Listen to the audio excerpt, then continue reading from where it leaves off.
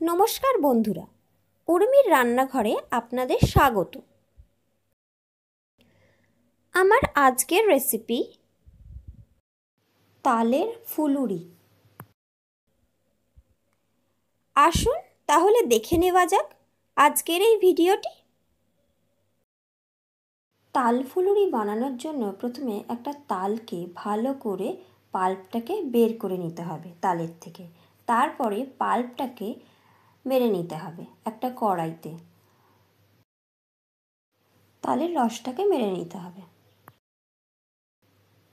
কড়াইতে আখের গুড় নিয়ে নিয়েছি আমি। এখানে মিষ্টি আমি আখের গুড় ব্যবহার করব।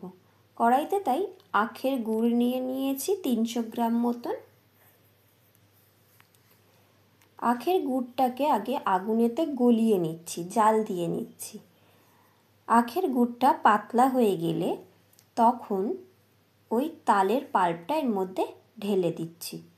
ঢেলে দিয়ে ভালো করে আখের মিশিয়ে নেব আখের গুড়ের সাথে। অল্প সামান্য নুন দিয়ে দিলাম।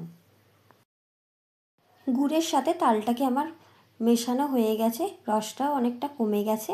এইবারে এইটাকে নামিয়ে রেখে দেব ঠান্ডা হবার জন্য। ঠান্ডা হলে আমি ফুলুরিটা বানাবো।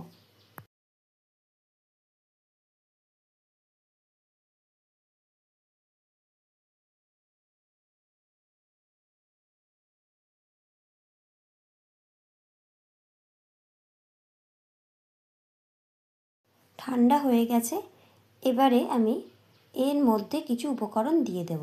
আগে থেকে একটা নারকেল কোড়া আছে, সেই নারকেল কোড়াটা গোটা এটা এর মধ্যে দিয়ে দিলাম।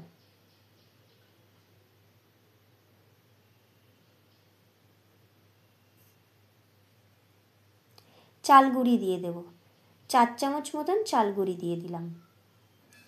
আটা দেব, 5 চামচ আটা দিয়ে দিলাম।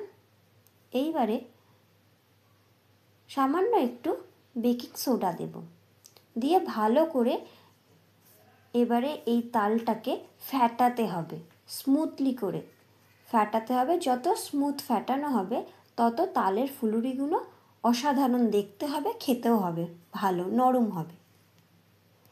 এবার কড়াইতে তেল দিয়ে দিলাম গরম হবার জন্য।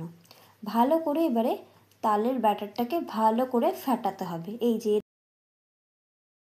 ব্যাটার যত ভালো করে ফ্যাটানো হবে গাটা ততই তেলা হবে, ভেতরটা ততই নরম হবে, খেতেও সুস্বাদু হবে। এই যে এরকম পুরো তেলা হবে, দেখেন।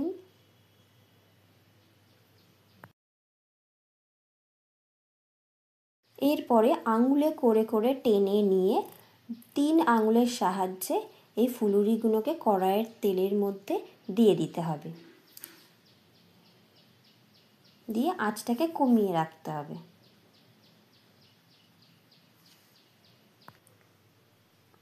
ব্যাটারটা যদি ভালো হয় ফ্যাটানো, তাহলে তেল থেকে আস্তে আস্তে ফুলুরিগুলো ওপরে উঠে আসবে তেলের ওপরে।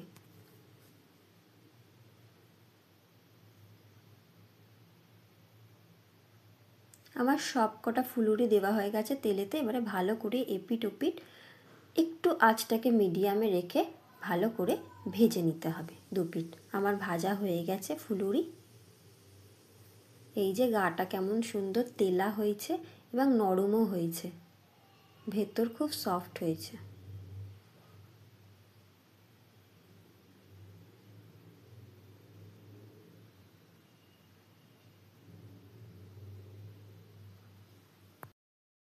হয়ে গেল আজকে আমার রেসিপি তালের ফুলুরি, তাল ফুলুরি।